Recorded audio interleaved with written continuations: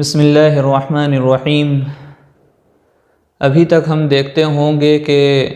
غیروں کی طرف سے جو مسلمان نہیں ہیں یا جن کے دل میں کلمے کی عظمت نہیں ہے، اللہ اس کے رسول کی عظمت اور ان کا مقام و مرتبہ ان کے دل میں ابھی نہیں بیٹھا ہے، وہ لوگ رسول اللہ صلی اللہ علیہ وسلم کی شان میں گستاخی کرتے اور اسی طریقے سے اس بات کو آگے فارورڈ کرتے ہیں اور آگے پھیلاتے ہیں اور نفرت کی فضا ہموار کرتے ہیں۔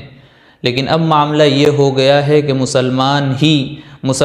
ہی اللہ کے رسول علیہ والسلام کی گستاخی کرنے پر تیار ہے اور بڑے ذوق شوق سے اس کو انجام دیتا ہے اور اس کو گناہ بھی نہیں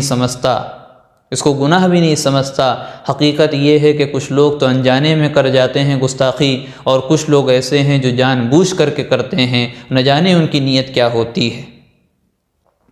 اور اس معاملے میں تقریباً ہم سب مبتلا ہیں، الا ماشاء اللہ، اللہ جس کو بچائے ہوئے ہے وہ بچا ہوا ہے، ورنہ کوئی بچا ہوا نہیں ہے۔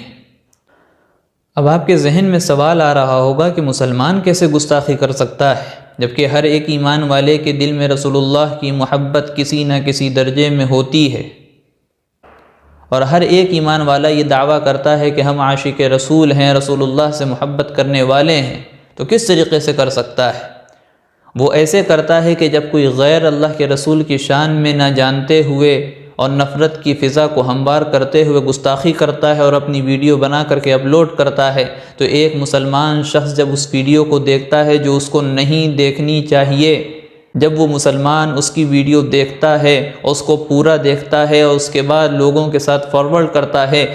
اب اس ایمان والے کا فرض یہ بنتا تھا، اس کی ذمہ داری یہ بنتی تھی کہ اس ویڈیو کو ختم کر دے، اس ویڈیو کو وہیں دبا دے، اس بات کو آگے نہ جانے دے، بلکہ وہ کام یہ کرتا ہے کہ اس کو خوب زیادہ فارورڈ کرتا ہے اور ساتھ میں نیچے یہ لکھ دیا جاتا ہے کہ اس کو اتنا پھیلاؤ کہ اس کو سزا ہو جائے،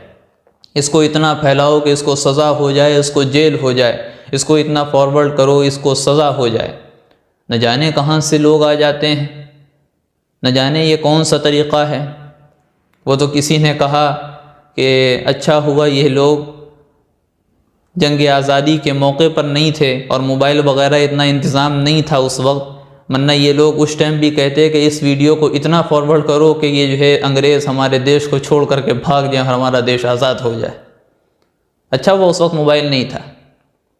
اب آج سوشل میڈیا ہے، موبائل ہے، اس کے ساتھ ہوتا یہ ہے کہ اس کو اتنا فارورڈ کیا جائے کہ اس کو جیل ہو جائے، اس کو سزا ہو جائے، یہ کافر کردار تک پہنچ جائے۔ ایسا نہیں ہو سکتا۔ صحابہ رضی اللہ عنہم اجمعین کے سامنے بھی اللہ کے رسول صلی اللہ علیہ وسلم کی گستاخی کی جاتی تھی اور طرح طرح کے اشعار کہے جاتے تھے، لیکن آج ہمارے سامنے وہ اشعار نہیں موجود ہیں۔ آج ہمارے سامنے وہ گستاخی کے کلمات عربی الفاظ میں نہیں موجود ہیں۔ اللہ کے رسول کے تمام دشمن تھے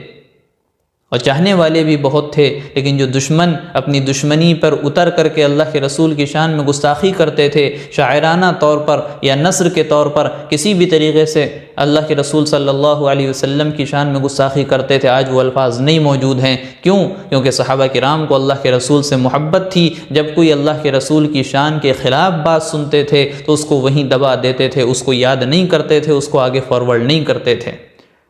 جس کا نتیجہ یہ ہے کہ آج ہمارے سامنے اللہ کے رسول صلی اللہ علیہ وسلم کی شان کے خلاف کوئی چیز موجود نہیں ہے۔